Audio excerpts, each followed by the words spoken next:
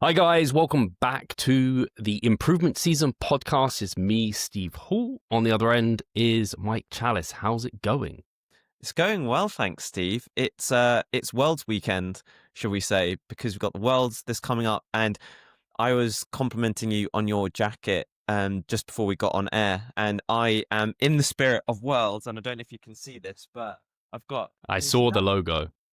Yeah. So Mike's got his WNBF Supernaturals hoodie on. So all good my end. It's been a good week.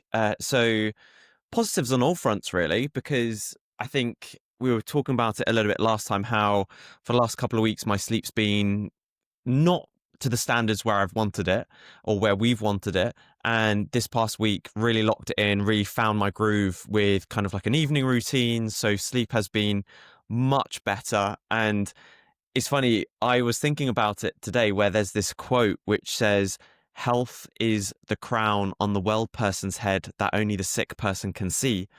And You love your quotes. no, that's a bit of a waffly one, Hey, but waffly. it made me think about sleep, where sometimes you don't, like, when you have a good night's sleep, you just feel so much better. And sometimes when you've had consistent good sleep, you can sometimes forget how good it is, and vice versa maybe. So so that kind of sprang to my mind kind of as I was starting to feel a lot better from it.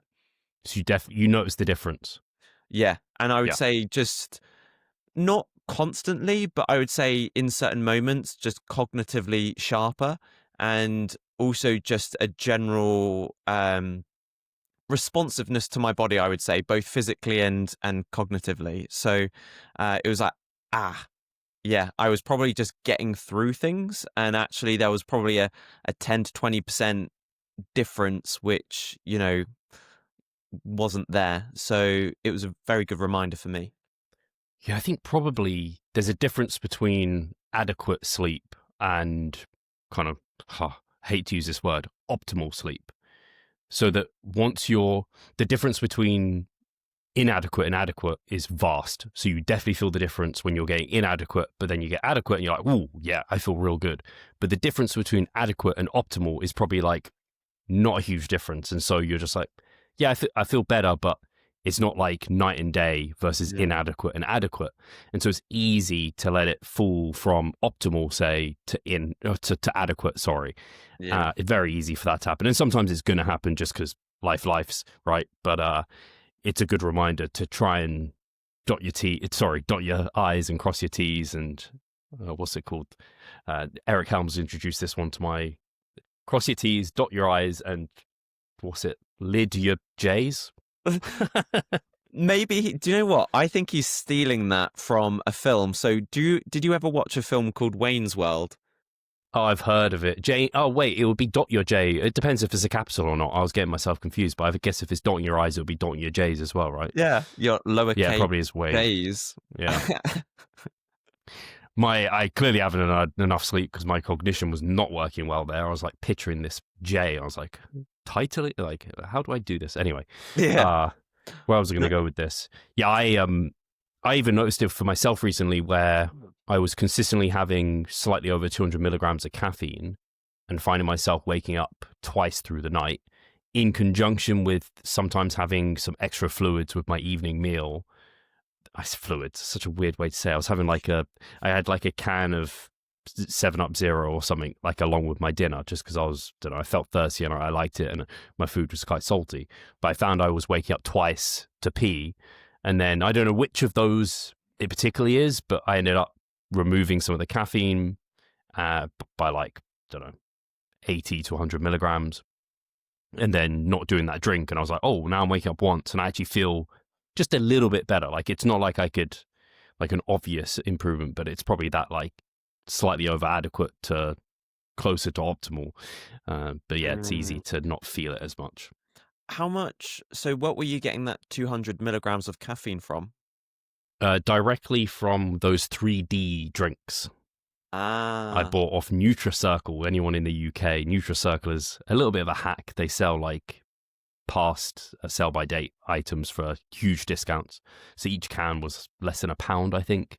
So Mm. those were 200 milligrams. And then I was having a single coffee. Well, I was having 10 grams there or thereabouts of beans from coffee on top of that I was making. So I started just not having the coffee and just having the 200 milligrams. Don't know why. It just happened a few times. But some days, I think today I have had the extra coffee because it was another, I think last time I took Ada into the vets and she had her chemo was 3 weeks ago. It was 3 weeks ago. And I got sick after that. And it Mm. was, I assume, related to traveling in to central London, being surrounded by tons of people. And it's happened to me again, Mike. Literally, like I Really? could feel it kicking in as I was waiting for her. We left here and it was so, it's, I know I'm complaining on a high level because poor Ada's going through the chemotherapy, but I left here at 1. I didn't get home till 7. And I wasn't really prepared for that amount of time to be out because my laptop is now coming to like a decade old. So it doesn't work very quickly. And the internet out and about isn't amazing. I took a couple of protein bars and some like snacks with me. So I see myself through. But anyway, as I was waiting for her, I was just feeling kind of crappy. And I was like, oh, like, is this related to training in the morning? Because I had legs. And then I got home and I was like, oh, my throat feels a little bit like, when you can just feel a sore throat coming on. And I was just like, got a bit of a headache. So yeah, I woke up this morning. I don't feel terrible by any means, and not as bad as last time. So I'm hoping. I've been taking a few of these zinc lozenges, which they're out of stock, right? Yeah. Or maybe they're back in stock. But I bought some ahead of time for winter, so I need to probably chuck one of those at the back of my throat again to try and kill it off. If people aren't aware, zinc lozenges, start using those as soon as you feel the onset of a cold, and it can kind of kill off the virus or bacteria, I can't remember which, at the back of the throat, so it doesn't turn into like an actual cold. It's more just like I felt a bit crummy, and then it passes. So yeah, I'm hoping it just, fingers crossed, passes quickly. When you started feeling it, were you kind of, if it was me, I'd go, you mother trucker, don't you dare turn You can into swear, it. Mike. It's completely I know. fine. No one's going to be sad. We I find know. it more funny, though, that you don't swear. I like the challenge of not trying not to swear. I like the challenge. Isn't it more of a challenge for you to swear? It probably is, to be honest. But yeah, did you have any of those thoughts at all where you're like, don't you dare do this? No, I was already kind of in the mode of every time we go to the vet, it's not a good feel situation. So it just was like bad feels on top of bad feels, because obviously the situation is we're fighting like a battle we can't win, essentially. Though saying that, it was the best news we could have had. Just as an update, Ada, it's the least. They did an ultrasound and the tumor is the smallest it's ever been. Oh, It's the best incredible. position she's been. Her bloods are the healthiest they've ever looked. Wow. So that's all very positive. So she had another round of chemo, just at a slightly reduced dose, because as I probably mentioned last time, she was not in a good way after it last time. And she seems to have been better so far.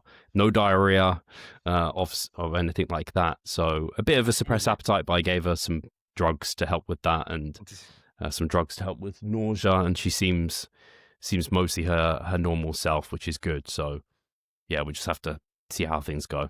Oh, that's incredible. Yeah, that's good. Fingers crossed. Yeah. My goal was Christmas. My goal was her birthday initially, which was like not long at all, and now my goal is Christmas. They're surprised she's survived as long as she had. Seems like it's a weird type of lymphoma that she has. Right. I forget which type it is.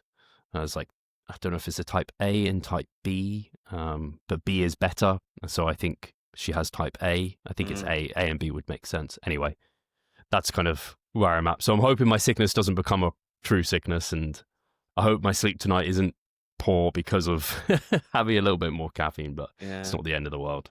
Well, the good thing is that even when it happened the first time around, it didn't stop you from training, and it didn't really stop you from doing too much. You just felt a bit crummy. Yeah, it didn't stop me. It maybe should have. That's why I'm like, but this time I definitely feel better this time. Like I don't know, out of 10, I'm like a 7 out of 10, whereas normally I'm like a 9 out of 10, and that time I was like a 6 or a 5 out of 10 maybe. Right.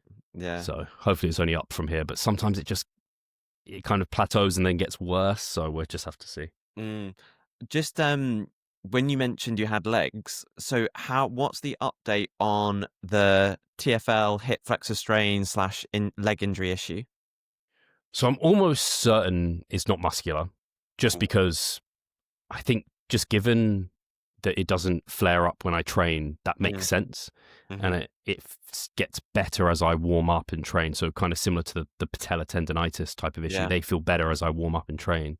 I think it's like the TFL is strained ever so slightly maybe or something. I'm not precisely sure. So I at least feel more confident in that being the thing. But in terms of the pain and discomfort, I would say similar to last week. Not much improved. It's definitely not worse. Okay. It got a little bit upset after my first leg day, and I think I just inappropriately went back to the hack squat. I think that's what caused it, because the week before that I used the like lying hack squat that the Yorkies have. That one allows you to have a bit more hip flexion, whereas the hack squats, the hip flexion you get is really minimal. So I think that maybe put me in a position that upset it a little bit more for whatever reason. So I was feeling a little bit worse after that day, but not bad, just a little worse. And then after having trained yesterday, today it feels better. Like I'm sat here and I can't feel anything. Awesome. So I think it is going to be another week at least of just pure blood flow restriction training.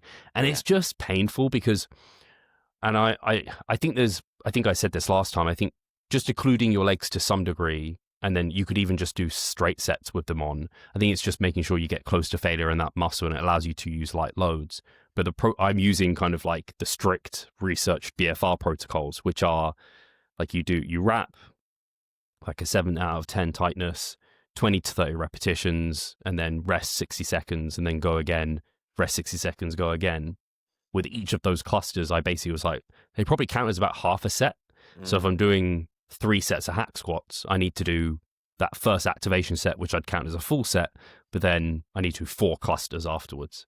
And you're just in the pain cave that's like close to 10 minutes maybe, where the wraps are on because you don't take them off and the blood's just accumulating and you're just like, it's not fun. It's not particularly fun training, but it's better than just resting completely. Yeah, absolutely. I kind of almost meditate in a way, in that like I just try and breathe like into it, like when it's really just intense, like that's the only way I can sometimes just put up with it sometimes, and just try to do my best not for anyone to come up to me during that time, because otherwise I'm like, I can't talk right now. Yeah. To be honest, actually, it reminds me a little bit, and it's nowhere near as painful, tattooing. So when you get that tattoo, there's nothing you can do. You just have to endure it and breathe.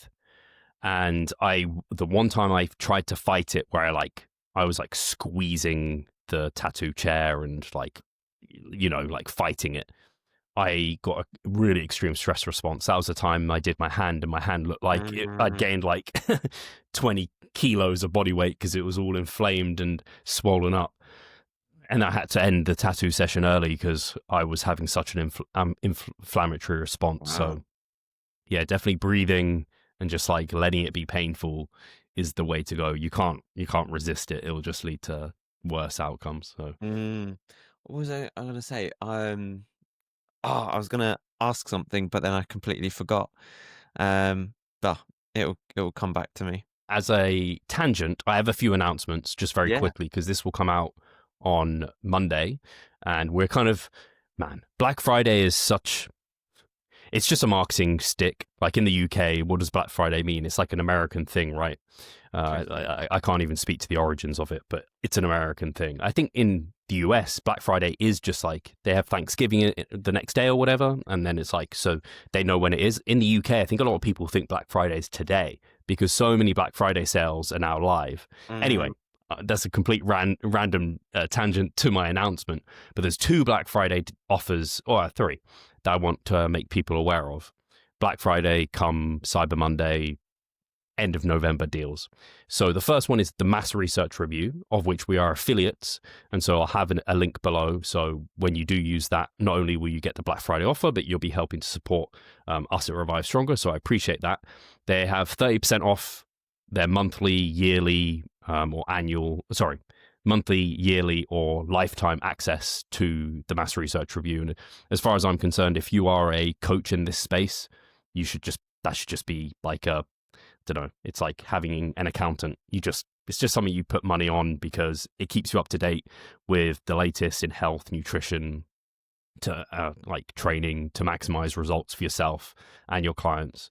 Because not only do they do the important part of keep you up to date with the literature and finding the relevant studies that are being published, they also review them themselves and then give you the take homes.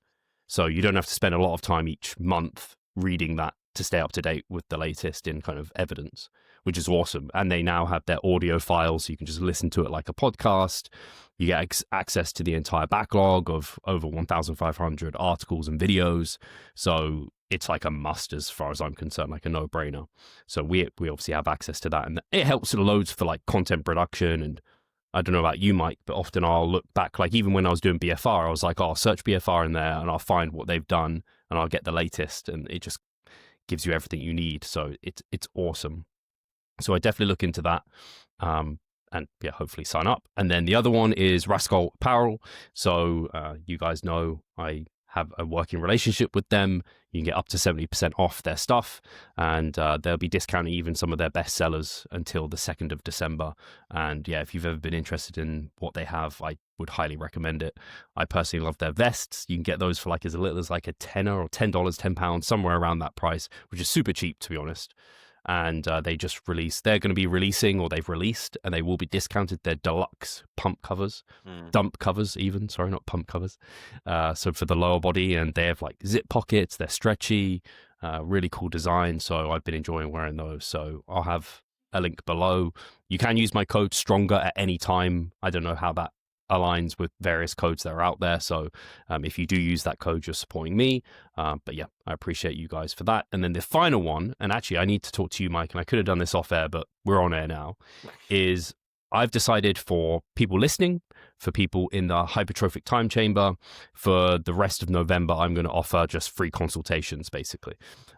By that, I don't mean you can book a consult with me and have an hour chat about your business and, I don't know, your own training and stuff. And it is a consult for coaching, but typically we charge $19.99, just like a marginal fee to ensure that you turn up, I turn up, that you're invested, I'm invested. And we always turn up to those consultations like it's work. We're here to help you no matter if you sign up with coaching or not. We're going to give you an idea of what you can expect, what we might do as terms of a plan to help you towards your goals, answer your questions, so you can leave there, even if you don't sign up with coaching, feeling like you've had use of that time, and yeah, you feel better educated and informed about best movements forward. And Mike, you'll be able to say this, and it's probably very obvious from the way we present ourselves on social media and online, is it's not a sales call. We're not going to try and press you into anything. We're not going to try and take your money on the call itself. We just say, hey, this is the service. This is how we're going to help. We answer your questions, and then we drop you an email afterwards, and you can decide in your own time if and when you'd like to sign up for coaching. So that consultation fee is normally like refunded if you sign up, and then it's not if you don't. So this time round, you have basically, if that's ever put you off for coaching, don't let it put you off anymore. You have a free opportunity just to talk about our coaching and your goals. So that's always linked in the description. So if you're listening and you apply during this month, yeah, you won't have to pay that fee. And I was going to ask Mike if you're also open to that offer, because I know I hadn't passed it by. You're also open to it. Yeah, I didn't want to press you into it. No, definitely. And you said something at the start, which was about if you subscribing to Mass Research Review is kind of almost like just, it has to be a given subscription. And I would say that sometimes having a coach yourself is a little bit like that, because you are learning by being coached. You're learning from that person. What are their processes? How do they coach themselves? You're learning about yourself. So it's almost an investment in your own personal development, professional development journey. So it's like coaching should almost be seen like that a little bit for some of us, I would argue. Yeah, for sure. That's why I'm more and more considering like coaching in various aspects of life, like even like a business coach, which I've never really flirted with the idea of getting a business mentor and stuff. But yeah, it's knowing you've got that person in your corner to keep you accountable, keep you on track to your goal, all that good stuff. Yeah. But yeah, that's really the only announcements I had. Don't know if do you keep up to date with the Black Friday sales at all? You're quite a frugal person, Mike, so I thought I you am might quite a frugal keep an fella. eye on this sort of thing. But I've been less frugal this year because I've already bought some Rascal Apparel stuff. My deluxe Blue Lightning dump covers have come, so I'm Oh, nice. super excited to wear them. They look sick. The So shorts, right? Or no, they're not the long. shorts. Oh, okay. They're the trousers. Are they the ones I was wearing today? They might have been, yes. Okay, cool. Yeah, they're so soft, right? Yeah. The So, well, I material. haven't worn them, but I Oh, you haven't felt totally them. Okay. believe you. So yeah, and I bought some new stuff today as well. So I'm going to be getting like a swathe of, if that's a word, of new stuff coming in. So I'm excited for that. I'm a big fan of. I wasn't sure because obviously we've spoken about I won't talk too much on this, but they have the cropped tops, the wings, the bat wings type of ones. But since they released longer versions of a vest version, which I was wearing today, which I really like, and then the hood wings, which are a bit longer too. I love those. I wear those like every time I train. So yeah, it's nice being able to feel confident in what you're wearing, and that like I was thinking like it's one of those things where I thought I never cared about what I wore, but people perceive you in a way, and if you feel like maybe you're more confident because you're wearing a certain thing, you just turn up more confident in life type of thing. So it's quite nice that way, and it's not super expensive stuff either. So, and Rascal do some really unique designs. But anyway, I won't talk anymore on this. So that's the only Black Friday sale that you've looked into, at least. And yeah, and I did buy some anime clothing as well. So Where are yeah, you getting that? it was called Vint_us or something like that. Vinted Not Us. Vinted. No, not Vinted. Okay. Something different, but Okay. it was decent. Just because I wanted some slightly more oversized t-shirts and stuff, and I've just been so into Demon Slayer that I want some Demon Slayer stuff. So Oh, you got some Demon Slayer stuff. yeah, yeah. So I got some Tanjiro, bit of Rengoku, and Zenitsu. Oh man, I love Zenitsu. I wish they'd. I could have guessed that. It does get a bit annoying sometimes when he goes off on one, but like, hey, you got to take Just it want a him to little fall bit. asleep, and then he's amazing. I know, you just constantly fall asleep. He's just when he falls asleep, he's just an absolute badass. I love it. It's thunder breathing, right? Yeah. It's very good when he gets into that zone. Oh, and on the note of Demon excited. Slayer, we hopefully are seeing the film tomorrow. I say hopefully only because I don't know what life happens, right? And if I feel terrible, I'll let you know. Yeah. But yeah, we should hopefully be able to see that tomorrow. I don't imagine it will sell out, especially because it's so long since it came out now, and it's the subbed, not dubbed version. I imagine less people are into that. But the thing is when I have to watch something subbed, I don't really mind because it does a couple of things. One, it forces me to concentrate on the thing, which is always good. And then two, I actually really enjoy the Japanese like accents and voices, and sometimes the dubbing is poorly done. Some people will say it's always poorly done, but sometimes it's better than others. But if it's not, then you get the pure like emotion that was intended through the Japanese actors. So yeah, it will be good for that reason. It's a long time though, because I can't remember how long the film is, but it's quite long, so it's quite a while to concentrate. I think it's 2 hours and 30 minutes. Yeah, I thought it was a longer film, but it will still be good. Did you know it's split into 3 parts? So you've yes, this is just the first movie. Yeah, the first of 3. movie. And do you know what? I was Googling the movie, and apparently the final part of the movie isn't due to come out until 2029 or something like that. And just because this first one or something is just taking so long to make. But I was just like, God, it's a long time away.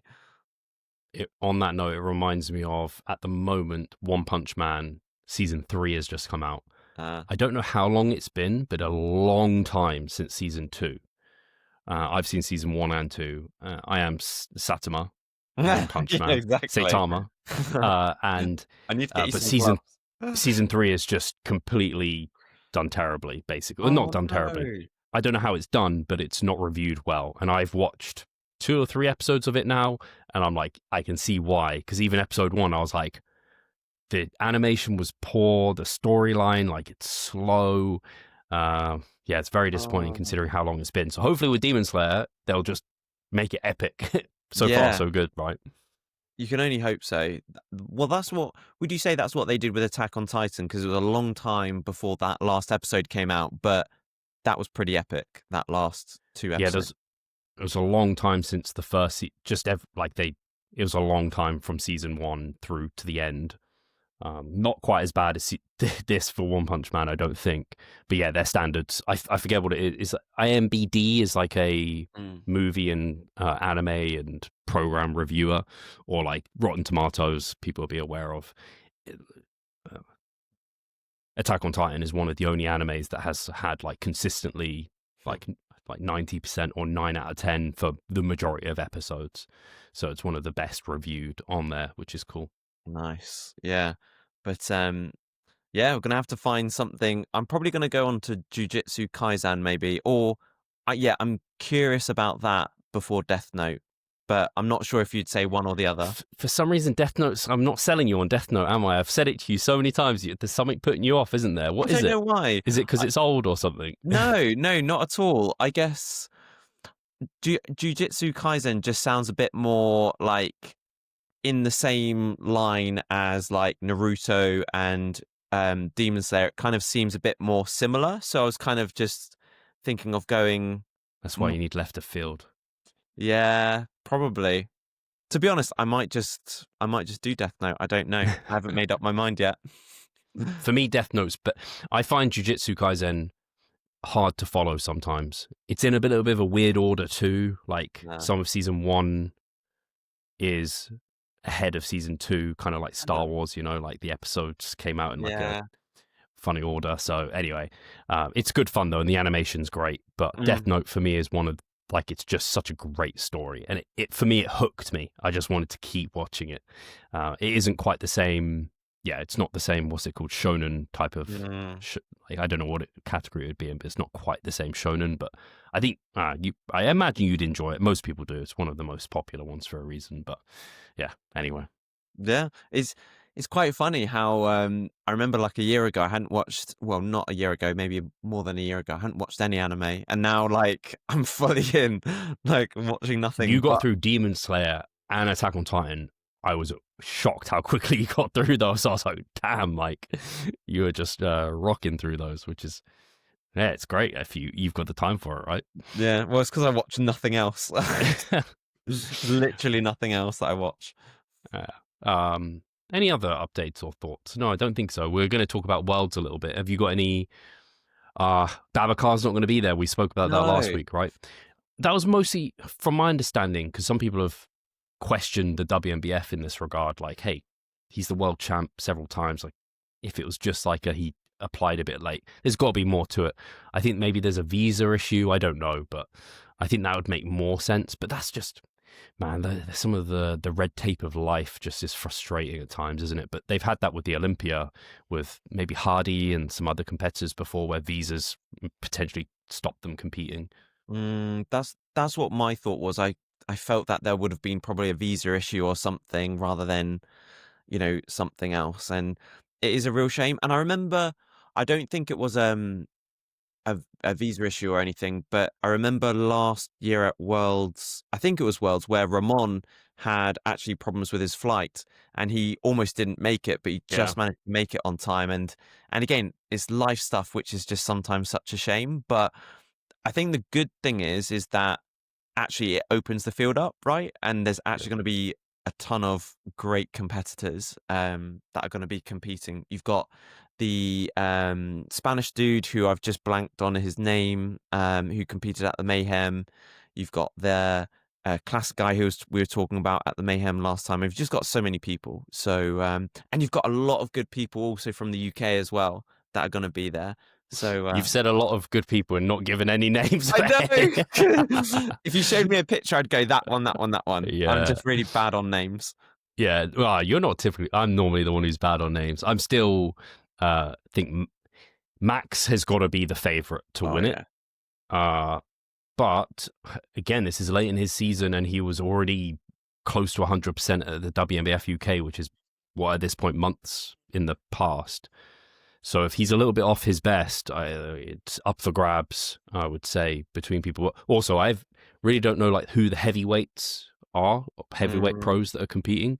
I don't know. I really am not very well aware of all the bodybuilders going and competing. So I'm excited to see because, yeah, if Babacar was going, it'd feel like a bit like, hey, yeah, it's Babacar. As long as he's 8 out of 10, basically he's kind of taking that. But I think Andrew Chappelle, if he's really on it, and again, if Max is a little bit off, Andrew could one up Max potentially. So yeah, and I don't know obviously where that counts in terms of the class they're in and the overall. So it's just going to be exciting. Obviously, there's other categories as well outside of bodybuilding, but that's our love. And this will be the first. This Classic Worlds, right? This is the first time Classic is going to be there.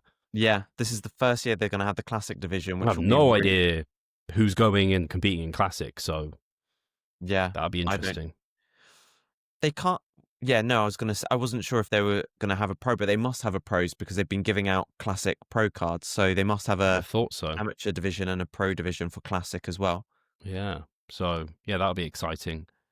I was going to say, did you see a recent Instagram post from Max? He wasn't looking off, that's for sure. He was looking ridiculous. Oh, really? I haven't seen it. But I mean, every post he does is pretty much Max looking ridiculous. So Max Melchard, I have said Max so many times. I was like, I can't remember his last name. Like, his Instagram handle is Max Melchard. How are you not remembering his last name? Anyway, sorry. That's just me criticizing myself for my internal thoughts you're getting a picture of. Yeah. But the other big news as well is that WNBF are going to be in Canada next year as well. So that'll be the Worlds. Yeah, the Worlds will be WNBF. The Worlds will be in Canada next year. Yes, I need an excuse to get out to Canada. So, I would love to go. Yeah. I think there's no reason right now I'm on the side of like 8 out of 10. I'd be there for next year. Regardless of having clients there or not. But I should have clients there, which would be great. And that also makes me want to compete. But anyway, I'll be there and it'll be more fun not competing, to be honest. You do get a little bit of that FOMO. But again, like sometimes the benefits of sometimes not competing just to enjoy the spectacle and just enjoy the event itself is sometimes nice. And then maybe the year after will be Europe. Oh, that'd be pretty cool. Yeah, absolutely.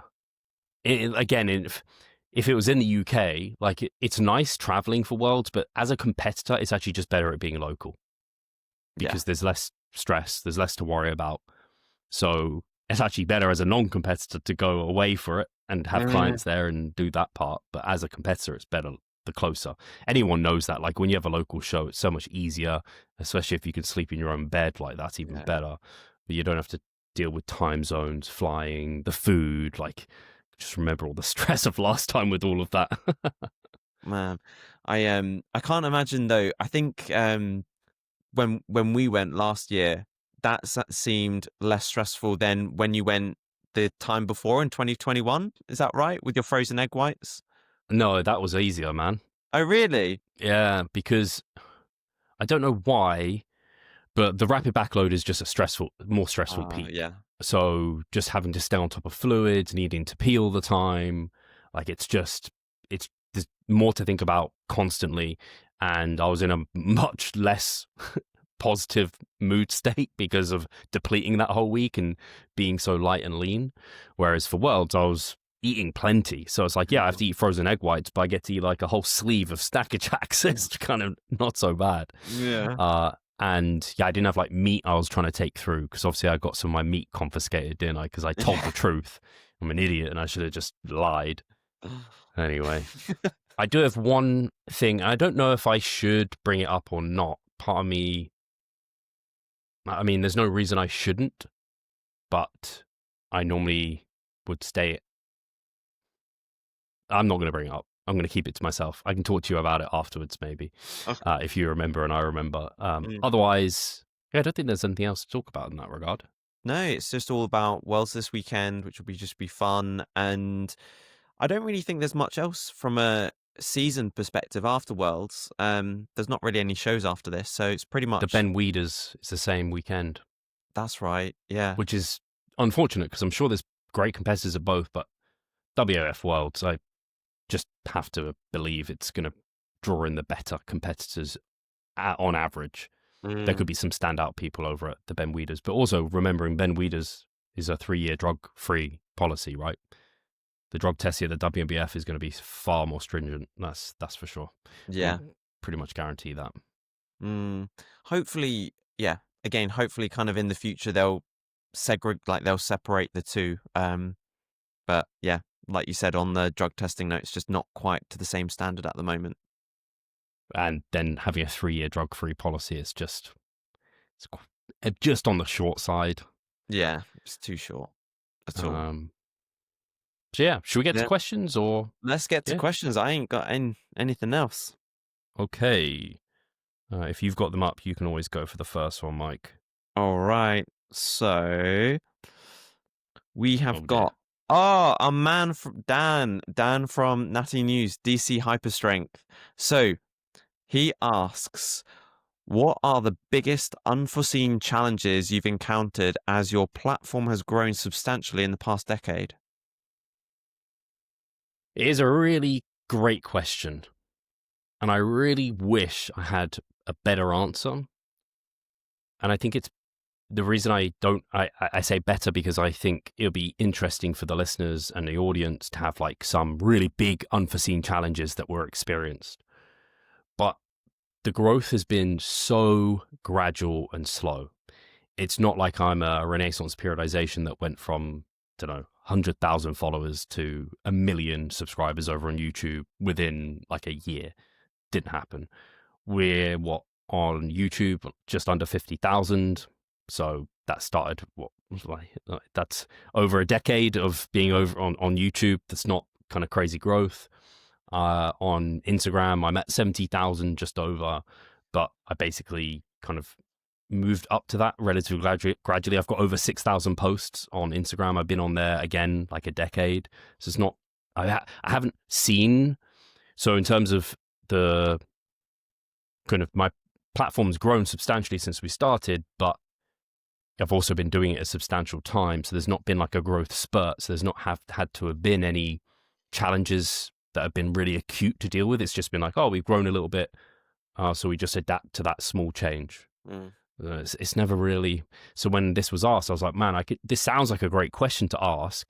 Maybe someone like a Mike Israetel with RP, or maybe 3DMJ when they came onto the scene. I think they saw a lot of inquiries off the back of like Matt August being involved with them, and that got them way more inquiries. But it's just been such a slow, gradual thing that there hasn't really been any unforeseen challenges. I don't know if any thoughts of yours come to mind. Not particularly, to be honest with you. The only thing that crossed my mind as you were saying was that I'd be curious to know what things like Eric Helms and the Mass Research Review, whether at any point over the last year or two, they've seen an exponential rise, because I wonder if there's a different level of rise with more educational content producers. But then again, what you said about RP, you could argue that they're more educational based potentially, or somewhere in the middle.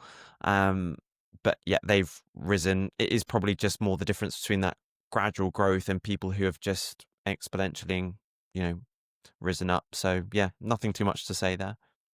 Yeah, I think it was just because it has been so gradual, there hasn't been any unforeseen challenges. The biggest challenge, maybe the biggest challenge, and I don't know if this is a challenge or not. I think it's a challenge other people maybe face, but it's something that I have for some reason got this skill set of just being unbelievably consistent. I think a lot of people struggle to be consistent. So I come back to my Instagram having 6,000 posts. I come to the YouTube, like haven't missed a weekly podcast since the podcast launched basically a decade ago. The improvement season, we only miss episodes when someone is literally not around or we can't make it or whatever. Otherwise, it always gets done. So I think that for a lot of people would have been the biggest challenge. But because I've just always been consistent, like Instagram post every single day. There was a time I was posting twice a day, and I just have it like my training. It just gets done. So I just apply a lot of the skill sets that I have for bodybuilding to business, and it's just been gradual growth, just like my bodybuilding has been. So I think the only other challenge I would say is sometimes I see other people see that exponential growth, and then and it's similar to like seeing other people grow quicker in the gym or whatever, and being like, that comparison thief of joy. And I try and switch to the mindset of like, what can I learn from that person that's allowed them to do that? And then just reconciling, like, would I even want that? Nah. I don't know. So anyway, like I said, I wish I had a better answer to this, or a more interesting answer, but just really hasn't been any like obvious unforeseen challenges. They've all just been like very small things, like, hey, I got to the point where it made sense to get an accountant. When I started taking on clients, I didn't have the systems we have in place now, but they were just like small growing pains, not like unforeseen big changes that needed like dramatic things for us to adapt. Yeah. For every give me, there's a gotcha, right? So when you see someone who exponentially grows, like there is a cost to that. So they don't have those systems in place. And, you know, behind the scenes, they might be really struggling because they're like, oh my gosh, how am I managing this kind of thing? It's kind of like that swan, looking graceful above the water, but then, absolutely pedaling for life underneath the water. So yeah, for those people that you see exponentially rising, it's not necessarily a good thing. Hi guys, Steve here. Just wanted to take a moment of your time to remind you of our online coaching service. At Revive Stronger, we pride ourselves on providing personalized service that will take your physique and knowledge to the next level. If you're interested, check the description and sign up. I'll ask the next question then. So, Solomon.Roskin, how do you feel about the new trend of kids training science-based? God, I can't believe how much of it. This is so wild to me that this is even a trend. It's so wild. Anyway. I was going to say, I didn't even know this was a trend. Oh, Mike, you have to know this is a trend. Science-based lifting. So, you can't be that out of the. You have to be so out of the loop not to know this. But maybe you are that out of the loop. Science-based lifting. Yeah, you're so out of the loop. Did you listen to the podcast I did with GVS? Jeffrey Verity Schofield. That was a while ago.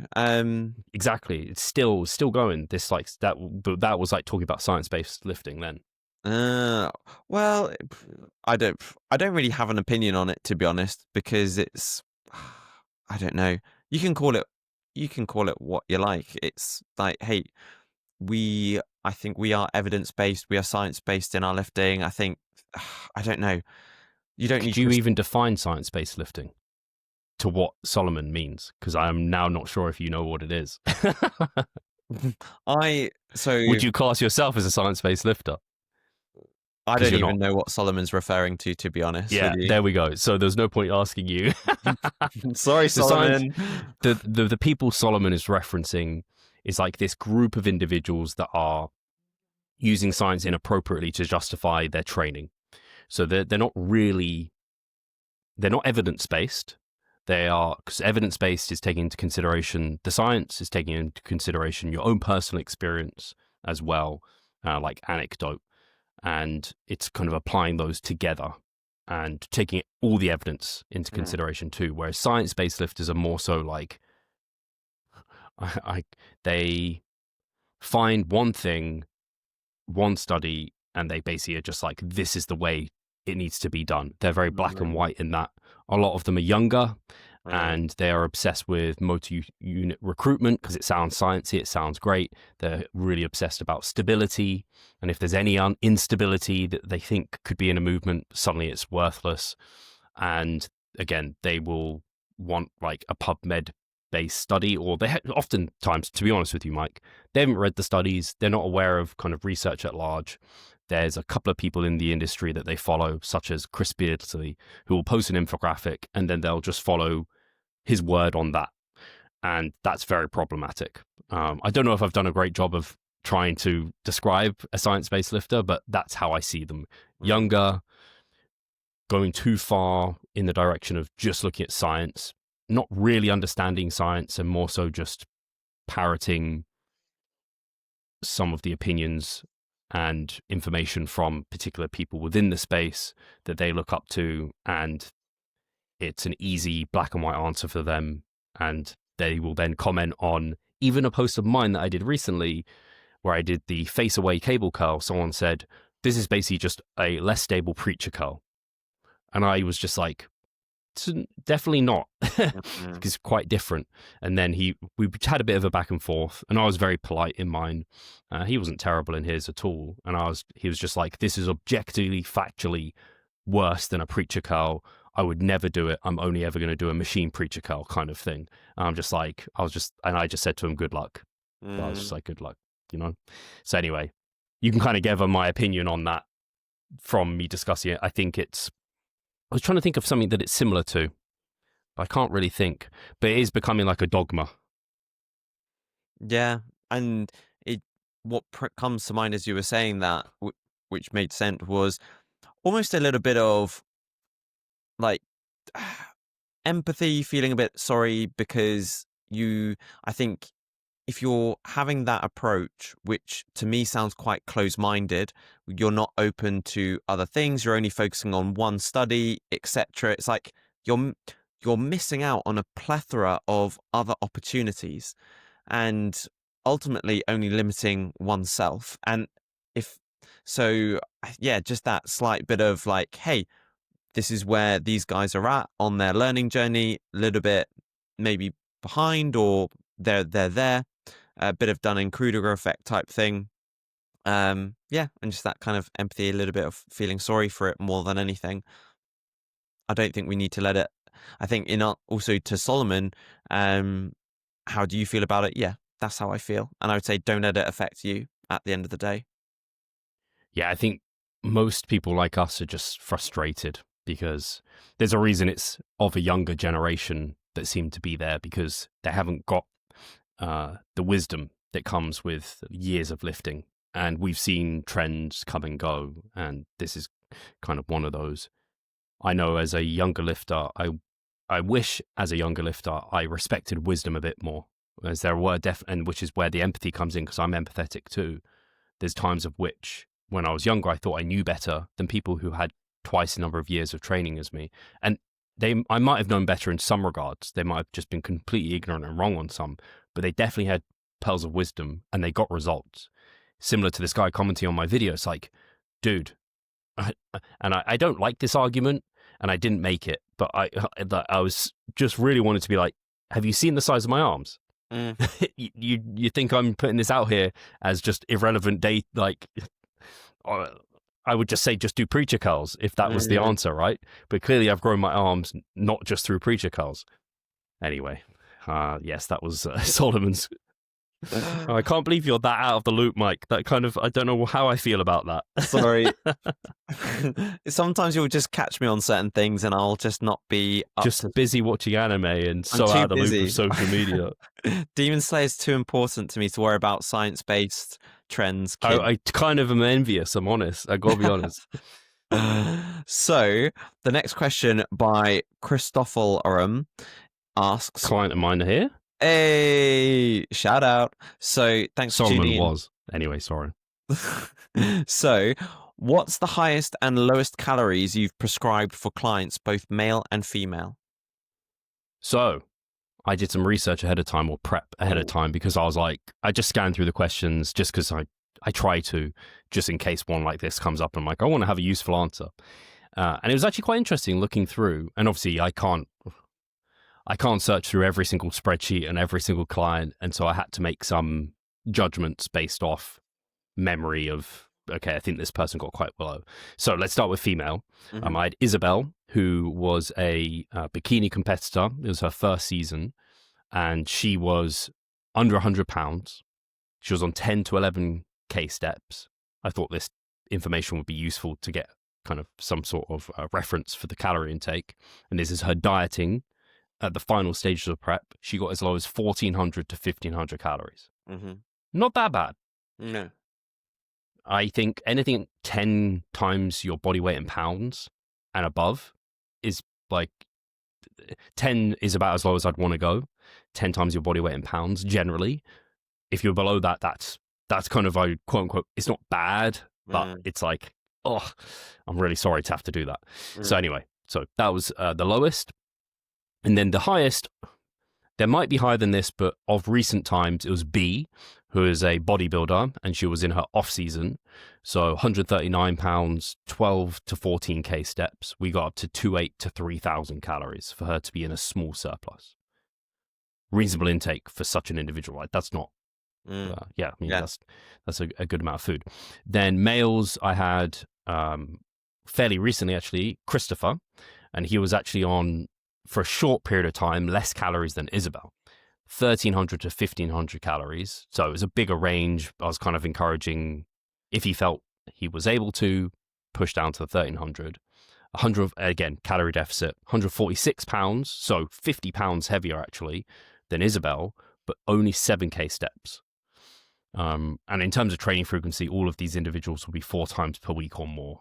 So that was Christopher in a calorie deficit. And obviously, knowing how fast they're losing and everything like that would also be useful, but you can kind of assume a 0.5 to 1% rate of loss. So in around a pound or so. And then the highest, I have multiple people on this intake. I don't think I've prescribed, and if there's a client listening who's like, no, you did for me, definitely comment because I want to know. But I couldn't recall a time I prescribed over 4,000 calories for anyone.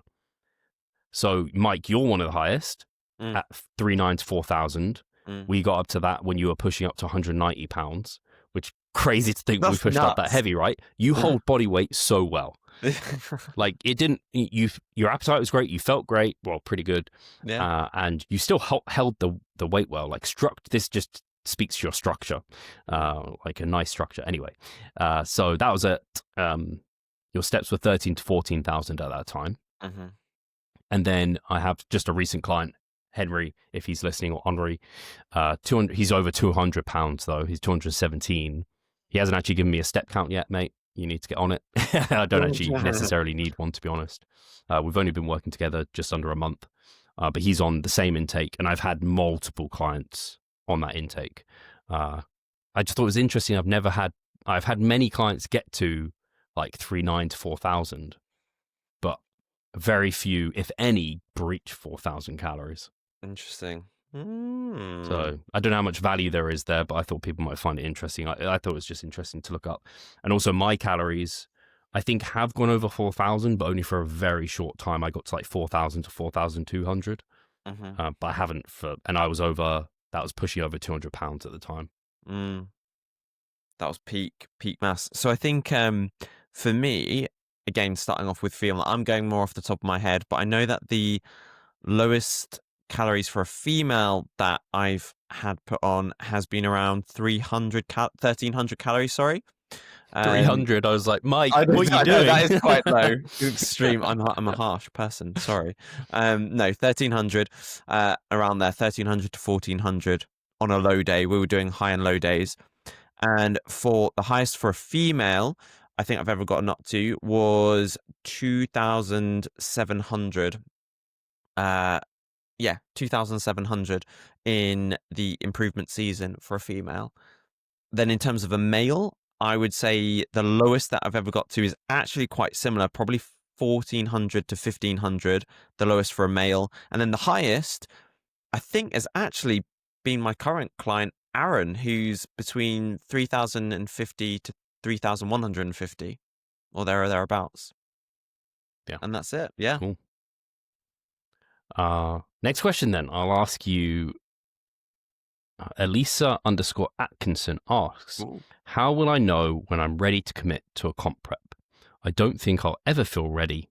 Lots of self-doubt. Well, I think so. Sorry. My brain got distracted because as soon as you said, how will I know? I just suddenly had Whitney Houston in my head go, how will I know? But anyway, random side tangent. So I I think that's a big thing that you said at the end there, Elisa, in terms of sometimes we're never going to be perfect, and it's about not trying to be perfect. I think we've talked a lot with questions in the past about, researching the competition, potentially assessing yourself. I think having suitable goals before, or having suitable expectations, should I say, in terms of, what are you aiming to achieve from that first competition? Are you aiming to be competitive for the particular class that you're looking at, or something different? So I think first and foremost, researching the class and the types of competitions that you want to go to, so you can then assess yourself, try to set suitable expectations, and if you can have a gauge for how far off you are from that, then maybe that might help you set suitable timelines. But then I also think if you know that competing is something that you definitely want to do and it's just there, then I think at the end of the day, set yourself a deadline so that you're like, right, no matter what my goals and expectations that I've set myself, I'm going to have a deadline of, say, maybe a year or two. And then no matter what happens, apart from obviously extreme life circumstances, you do it. And I think if you can do that for yourself, you're not going to be constantly putting it off, because that is definitely a danger.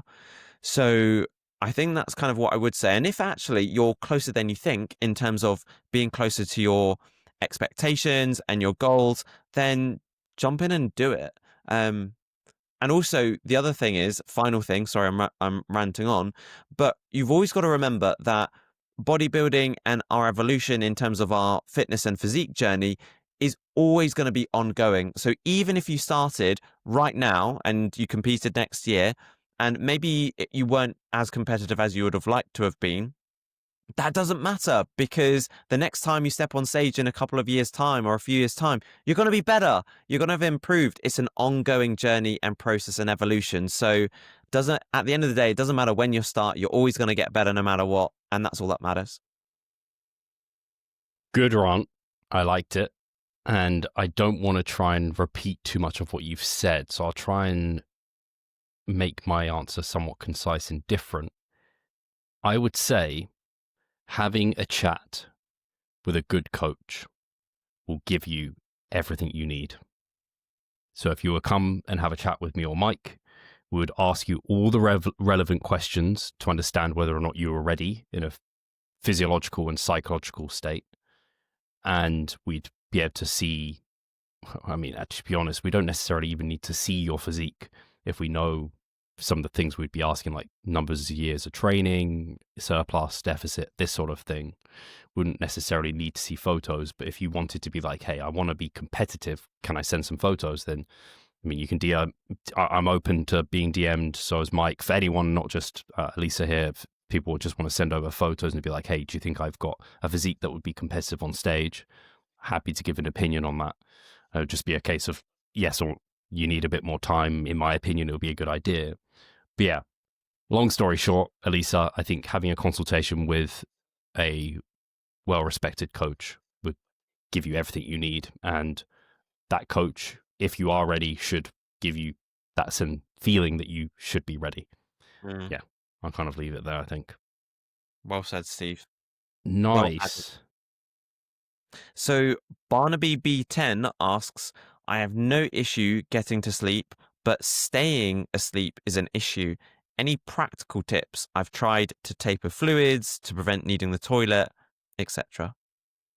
Yes. So you've named one of them. So the tapering of fluids, because I was mentioning I was waking up twice, right? So actually, first of all, very normal to wake up and go to the toilet.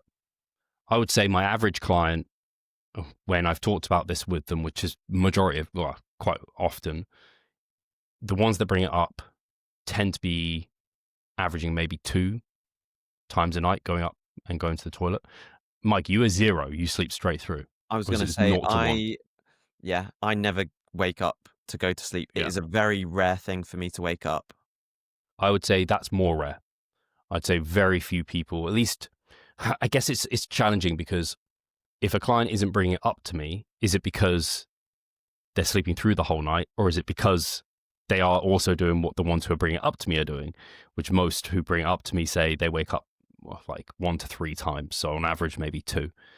So I don't know what the average is there. I'd be interested to know, actually, in the comments, how many times a night do you wake up to go to the loo? I'd be interested to know. You can put in when you're dieting, or when you're dieting, Mike, you still all the way through, or do you wake up when you diet? Do you know what? I think in 2023, I still slept through the night. The odd occasion where I got up, but in general, I slept through the whole night, even during contest prep and even in the depths. And you don't taper fluids, you don't do anything? Naturally, I don't. I think I've always naturally done that, though, anyway, for the longest time. You don't think about it? I don't think about it, no. Yeah, it's a blessing. That's good. I was going to say, people who wake up in the night, it's like, oh man, that sounds annoying. Yeah. So anyway, so that's great that you're that way. And I'm always interested when people are that way, because I'm like, oh, what can I learn? But I think there's just that individual difference. Like, I think you haven't had to do anything to allow that to happen. But like, I couldn't, if I didn't think about it, I could easily drink a ton in the evening, and I quite often want to, and then I'd wake up through the night. Anyway, so it's interesting. So what I was going to say, so the caffeine is also one. So tapering fluids in the evening, smart move. 3 hours before bed, try and just have sips. I think something that will complement that is actually not having a really salty food pre-bed either. Because if you have salty food, you want to drink loads. That's sometimes my issue, is I like salty food. And then sometimes I'm like, man, I got to drink something to help this go down. So I have that. And then also recognizing liquids, fluids don't just come through drinking. If you're having like a huge soup or loads of fruit, like watermelon or an Ninja Creamy even, has quite a bit of fluid included with it. So it's just recognizing that is part of the equation too. Martin McDonald has suggested doing like I don't know if it's like a teaspoon or something, a bit of salt pre-bed to help like hold on to the fluids. But I think I've never tried it, and people have asked me, and I don't know if people have had success with that. I'd be very interested. I've just never wanted to do it because the time of which waking up and going to pee is really an issue for me as in prep. And I don't want to just like put more sodium in my system and screw up my scale weight readings and all of that. So I just have never tried that. So I'm interested in that being a potential. It's kind of a bit counter to what I was saying in terms of having a salty dinner. But if you can have a salty dinner and not drink, maybe that would work. But I just have a feeling you're going to have to drink something. Anyway, so we've done the tapering fluids, done the caffeine, so not having too much caffeine and too late. I would try and keep your caffeine to 3 milligrams per kilo at most, and try and cap your caffeine a good 10 hours before going to bed. Then some other things is your sleep environment. So make sure you've got a room like a cave, so it wants to be cool, dark, quiet. If it cannot be quiet, think about earplugs, think about white noise. I personally love white noise. I find that to be super beneficial. And then like make it dark. And if you can't make it dark, wear an eye mask, things like this. When you do wake up, make sure you're not turning on a bunch of lights. Try and stay in somewhat of a restful, sleepy situation. Try not to look at the time. Try not to look at your phone. Key mistakes a lot of people make. And if there's anything disturbing you in the night, so I talked about light, sound, but it could be pets or other people, do what you can to mitigate that.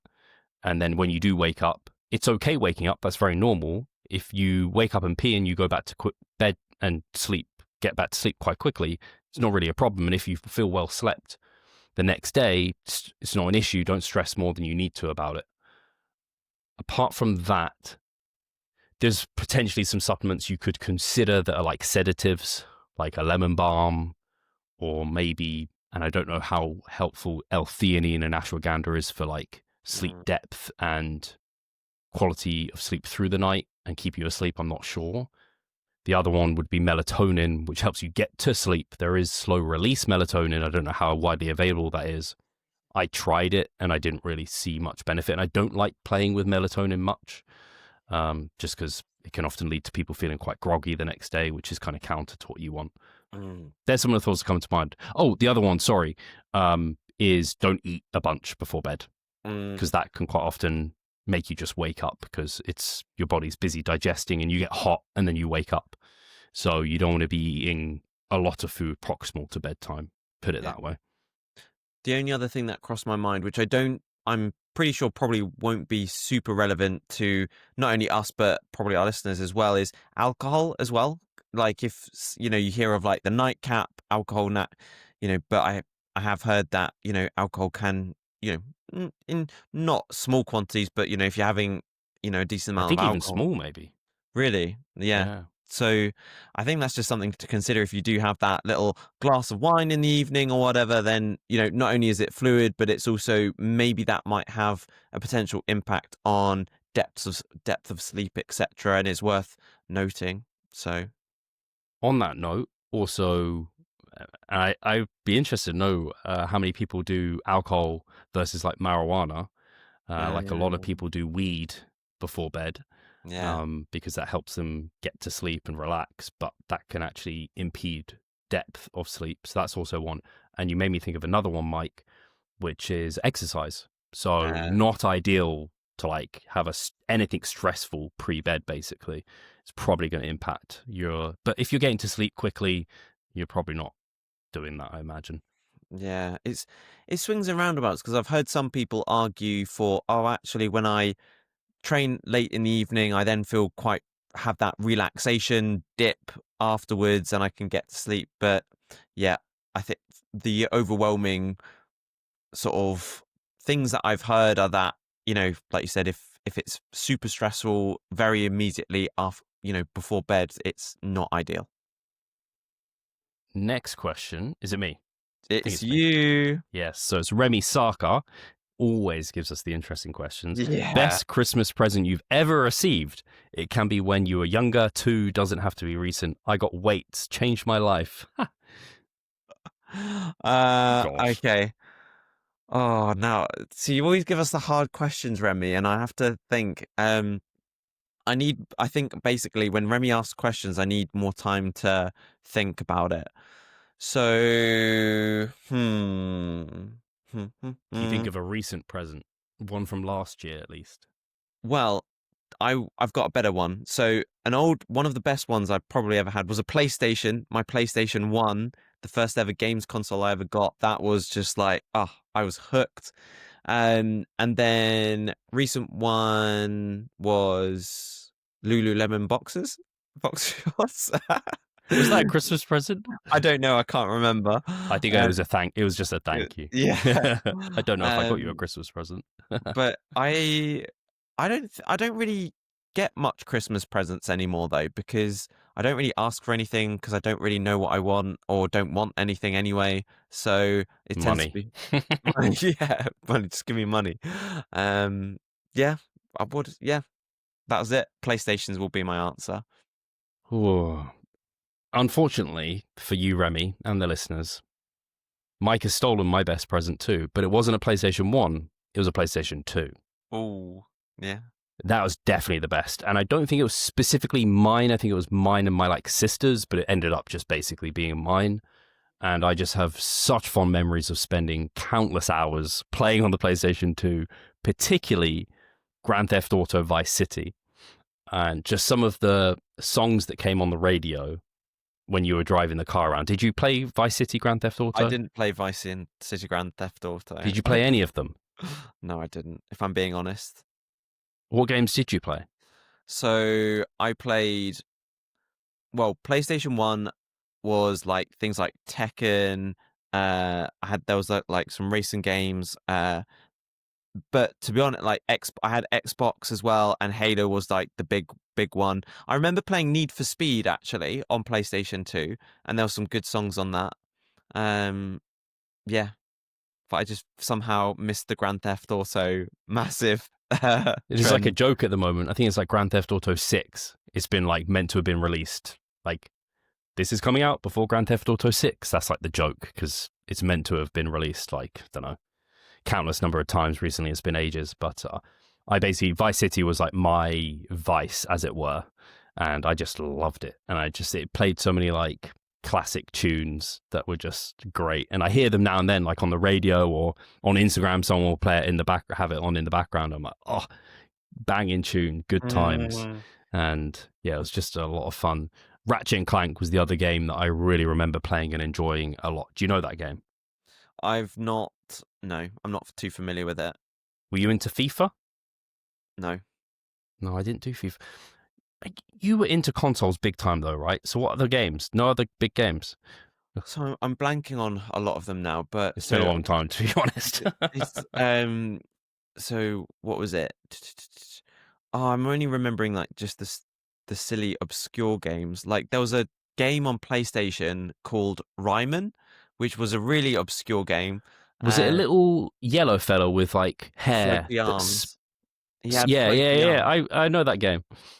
So that was like a really obscure one, and I did play some of the major ones. Like I was going to say Crash Bandicoot Racing and just Crash Bandicoot in general. Like that was an OG game. I love the racing game. Do you do any Star Wars games?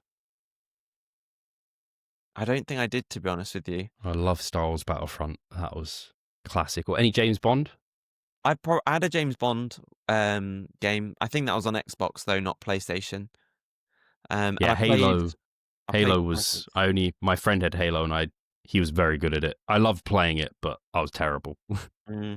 I was quite into golf when I was younger, so I had like a couple of Tiger Woods games. So that was like my version of FIFA. I had the rugby one, so like FIFA version, but it was obviously rugby, and like other kind of, again, more Xbox specific racing games and stuff, which I'm blanking on the name. So yeah, I just had a lot of different games. Just I missed some of the mainstream ones.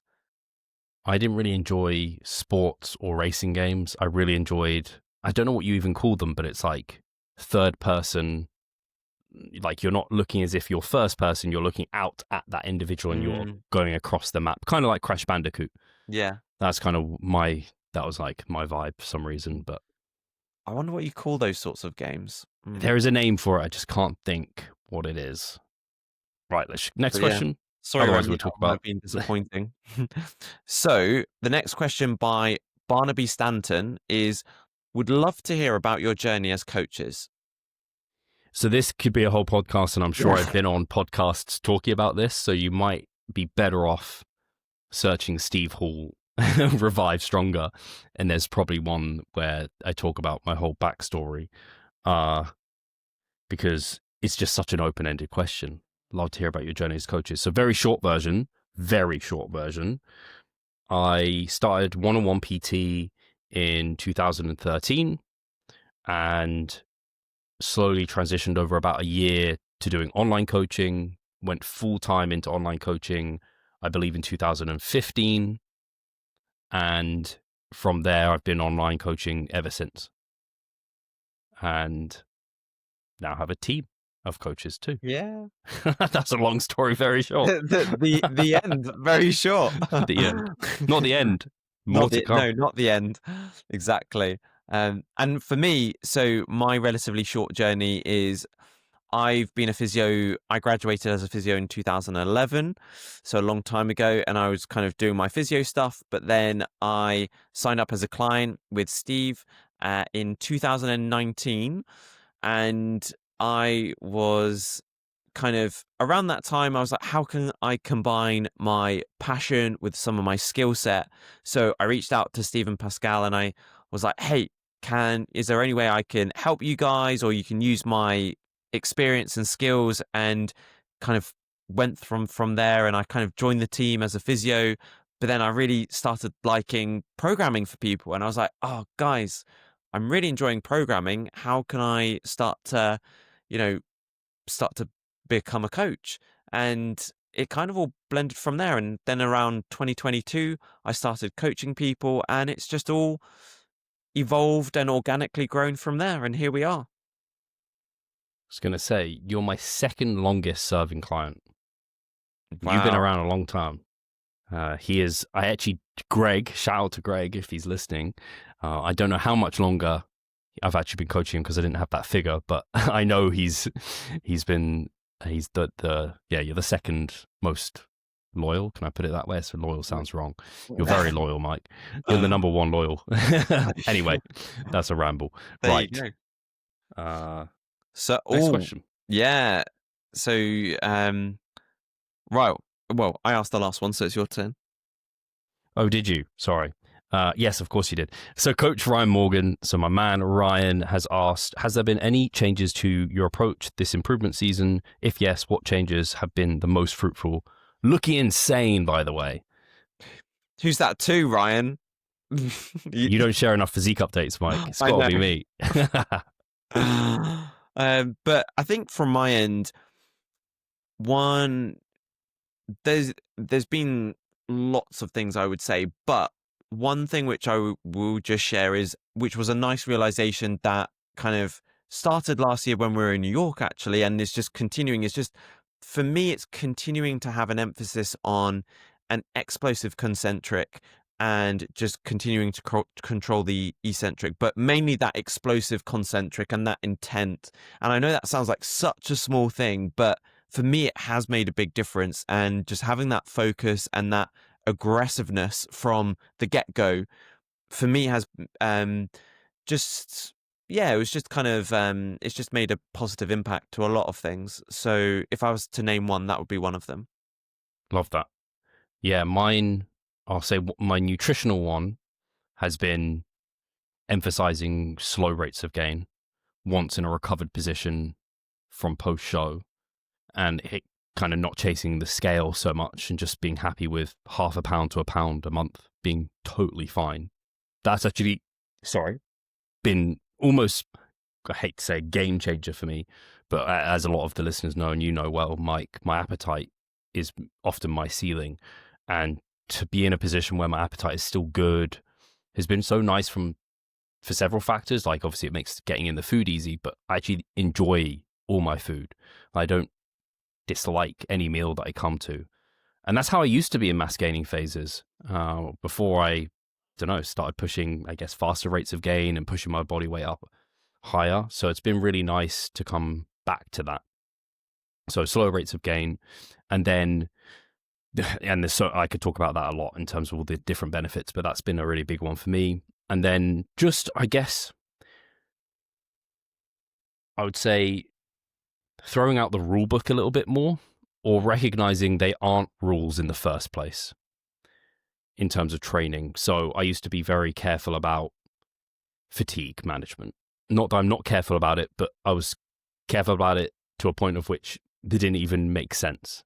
Like worrying about fatigue before there's even any fatigue present type of thing. So yeah, being a bit more resilient, being less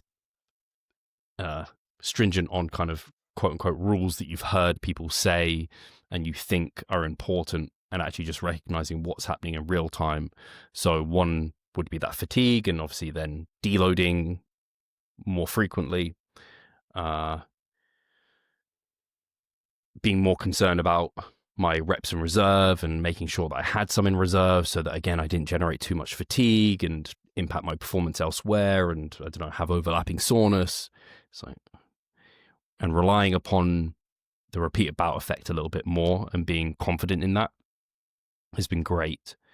Then obviously throwing out the textbook a little bit on form and not having so much obsession about pristine technique, especially on exercises where you would fail in the short position before having many more reps left in the lengthened position. So that's things like rows and pulls in general, leaning a bit more into lengthened partials, and really having this kind of overarching first principles realization of what leads to muscle growth is taking muscles close to failure with a sufficient amount of work. And to grow the most muscle possible, you want to do the most amount of hard work for those muscles that's sustainable for you over weeks and months that you can repeat. And the reason I say sustainable as like a adjunct to that is because, yeah, if you wanted to grow the most in today, you would just train everything to the ground and like destroy yourself. But that's not sustainable. You can't keep that up. So kind of skirting that edge, as we've talked about and analogized it in terms of that cliff edge, getting close to it, but just hovering around there for as long as you can. I think that, I don't know if that was a great answer, and hopefully it made sense. Answer. Oh, it was okay. A great answer. Good. Yeah, no, genuinely, that was a great answer. And I want to ask you, like, do you think those sorts of things have just organically grown, or do you think it's come a little bit more from just your personal experience or the evidence or a blend of the two? What would you say? I would say I've lent more into my personal experience. Mm. And I think sometimes I would train in a way that I think that's what X individual would want, how they'd want me to train. Or I'd have technique that I think, oh, if they saw me training like this, they would be like, thumbs up, that looks great. And now I just train in a way that I'm like, hey, I'm getting what I need. My muscles are getting the stimulus that they require. It happened to me literally. Sorry, Ada's really bugging me here to get on my lap. Her breath smells so bad once she said chemotherapy. It's just the worst. Anyway, so she's here with us, the lovely babe. It happened to me. I posted up some lateral raises and they do not look pretty. And I recognize that. But I've been objective about it and been like, right, let's make sure that it is humeral abduction and I'm not getting this shrugging motion, and let's slow it down a little bit. And it feels objectively worse. I get so much better feedback in terms of the pump disruption within my side delt when I don't watch my technique so much and I just feel it. And when I review it, I'm like, oh, that looked a bit ugly, but man, it feels great in the moment. And so if I can progress with that, I'm progressing with that. Mm-hmm. And yeah, leaning into that more than anything. Yeah. Cause I was gonna say, as you were saying that, it's like if you feel it in your side delt, that is telling you the side delt is working, surely, and that it's doing work. If it's fatiguing and you're feeling it fatiguing and going to failure, like surely that is telling you it is working and it's doing the good job. And yeah, regardless of how it looks, it doesn't matter in a sense. So so long as that's combined with objectively performances going up. Yeah. Because sometimes I've had it with clients recently where their performance will improve week on week. Their technique has stayed stable, but their subjective feedback's got worse in terms of pump and disruption. I'm like, okay, ideally we wouldn't have that. But most important, ahead of that biofeedback is objectively what's going on. Technique is good externally and your performance is going up. That's what leads to muscle growth. Yeah. If your biofeedback doesn't improve or it gets worse, that's something to take note of. It is a bit of a red flag potentially, and that's when you review your technique and then you get your answer or not there. But then also with that incline you think, well, maybe in the beginning it was just novelty and it was just the stimulus was very prominent because it was a novel movement, but now it's just things that you've gotten used to the movement and, you know, it is what it is kind of thing, and it was just stay like this and we're good. Definitely could be that. And then you could always do a technique reset, like I mentioned, and then you get your answer. If it then doesn't feel any better, you're like, oh, okay, it's just, like you said, novelty. I literally had that example today. I was thinking about switching out my like single arm neutral grip cable row, and it was busy, and I was just like, oh, I'm going to go to this drive machine and do single arm row there. And I was like, oh my God, this feels amazing. And I'm like, man, novelty can be I don't know what, there's probably a name for this, but it can be like it's like anything, like the grass is always greener type of thing. I call it the great deceiver. Yeah, it could be definitely a great deceiver. It deceives you, but don't let it deceive you. But right, let's so we've got 2 more questions. So Fusillo11 asks, recently Chris Bumstead said that a 20% drop off from set to set indicates that you shouldn't do an additional set. What are your thoughts on this? I think Chris has been listening to me, because I've definitely talked about this somewhere at some point. I'm not sure specifically where. And I really wish, I don't know if I did speak about it on my latest podcast, but this is something I use, and I have talked about it on an Instagram post somewhere, is this indication of volume tolerance for a muscle. If you're seeing large rep drop-offs set to set within an exercise for a muscle, likely you're generating a lot of local fatigue within that muscle. Now, I would say a 10% drop is very typical. So if you're in around 20 reps, 2 reps. If you're around 10 reps, more closer to 1 rep. If we're seeing a 20% drop-off, over 20%, say, that's 4 and more than 2, I would say that's when it's like, wow, you've clearly generated a lot of fatigue. It might mean that muscles had a great amount of stimulus and therefore adding more sets isn't wise, or at least there's vastly diminishing returns. Yeah. So generally, if you're seeing small rep drop off set to set, probably that muscle has a lot of volume tolerance, and so you could potentially benefit from more.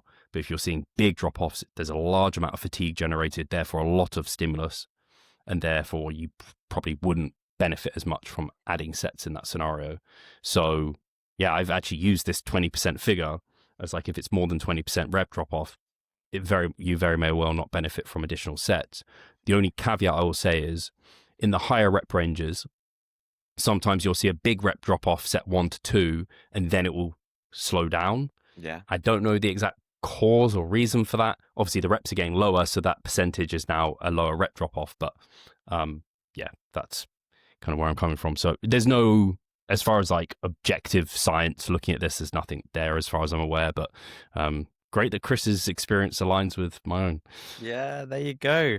And I would say that I also have noticed that in terms of if I have gone quite high in reps, that second set will drop off, but then it just steadies out afterwards. So yeah, I've definitely observed that myself. Yeah, and you'll have lower rep drops in the lower rep ranges and higher rep drops in the higher rep ranges. So cool. One more. Oops. Right. Final question from Derek Alex 22. And they have asked, when people talk about program hopping, what is the timeline? How long should you stay with one program before adjusting or changing? For me at least, I would say if that program is going on a mesocycle basis, so you'd want to see that mesocycle through. So, and in answer to that, I would say probably a minimum of 6 weeks plus, like nothing more than 6 weeks. I would say even that is very short. I would say you probably want to stick with a program for maybe even 6 months, because, you know, if that program has got compound movements in, again, there might be a learning element to that potentially to get used to. You want to ensure that you're achieving progressive overload and that your performance is improving over time. Yeah, so I would say if it's like 2-3 weeks and you're changing programs, then yeah, definitely. So I would say anything under 6 weeks or under. Yeah, it's a good question, and I can see the way you've answered it, and I definitely agree with lots of the stuff you said. I kind of come to the point of like, what defines a program? I guess for hypertrophy, it's the split more than anything. Yeah. Like your training frequency. The split you've set up, like a push-pull legs or what have you, and then maybe the rep ranges, like exercise selection. Is that the program, or is that just modification and adjusting? It's harder to say. So I think maybe program is like when like a program hop means you're moving to something very different. Yeah. How do I define very different? Like you were doing majority of your reps, say 10 to 15, and now you're doing the majority of your reps in a different rep range. Yeah. Say that. Or you have 20 exercises and more than half of them have changed. Or your split was training muscles twice a week and you're going to 3 times a week for everything. If it's just like one small adjustment, like I think that isn't a program change, that's just adjustment. So that's just want to put that out there initially. Nice. And then I think that helps people recognize, hey, 6 weeks I think is too short of a time before changing anything like big fundamentals. Yeah. I'd say that's a bit short. I'd want 12 weeks probably as a minimum for most individuals. For the more advanced you are, I think the more often you can afford adjustments. The less advanced you are, the longer you should just work with something, because like you said, all the learning. And when you're newer to stuff, there's just so much learning going on. Whereas when you're more advanced, probably things need tweaking more often, and you can afford to tweak them more often because you're already so well learnt with things. In terms of like adjustments, like little tweaks in terms of rep range or exercises, again, I think you can scale that to someone's training age. So the more advanced you are, the more frequent you can make little tweaks. The less advanced you are, the less frequent you should. And I think you can also scale that to the exercises. So the more skilled you need to be with an exercise, the less frequent you want to make adjustments to it. The less skilled you are, the more frequent you can. So isolation-based movements, I really don't think it'll make much difference if you changed your bicep curl each week or every session if you wanted to. But if you're doing a hack squat, I really wouldn't want that changed out unless you were injured or something like that. Keep that in for the program as a whole if we can. So yeah, those are some thoughts at least. But it's a good question because I think it's something that's said but not flushed out. And you could probably do a whole podcast on it. Definitely. I really liked how you just broke that down as well and just caveated it a little bit, because I think, sometimes you might be inclined to tweak an exercise and you think, oh no, am I program hopping? And it's like, hang on, no, that's not the case. So yeah, great definitions there. That actually links a bit to Ryan's question where I've been just like those rules. It's like, oh, you can't change an exercise or you can't adjust the program if you haven't deloaded and started a new mesocycle. But as we've discussed, since we're not deloading anywhere near as frequently as we used to because we recognize we don't need to and we're doing programming that's more sustainable, we're not forcing that deload or thinking we need to do a deload because, I don't know, it's been that number of weeks. We're more able to think, hey, we might need to adjust something because we're going for months now with no adjustments. Maybe it's worth moving an exercise or changing a rep range or resetting technique or whatever it is. Yeah, for sure. Cool. I think that is everything, guys. So as a reminder, free consultations with any coach on Revive Stronger if you're interested in coaching. So if you've ever thought about coaching, this is the perfect time. There's literally no cost and you get to have a fun chat with me, Mike, or Ryan, who's also a coach on the team. So that'll be linked in the description.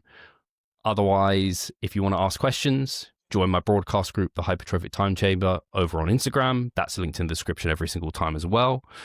And remember to give us the number of times that you wake up to pee or if you sleep through an entire night in the comments. I want to know. I need this data. I'm very interested, actually. Anything else from you, Mike? No, that's it. Let me know if you're a unicorn like me and don't get up at all. But no, nothing else. You might not. I might just be biased by the fact that the people that tell me about waking up are the ones that are waking up. So the people that don't, they just don't tell me. Yeah. So unicorn in the best way, though. Yeah, absolutely. This could be our informal research study. How many people do people get up? How many times do people get up in the night? Yes, we need your comments, guys. Thank you so much. Thanks, Catch guys. you next time. See you later.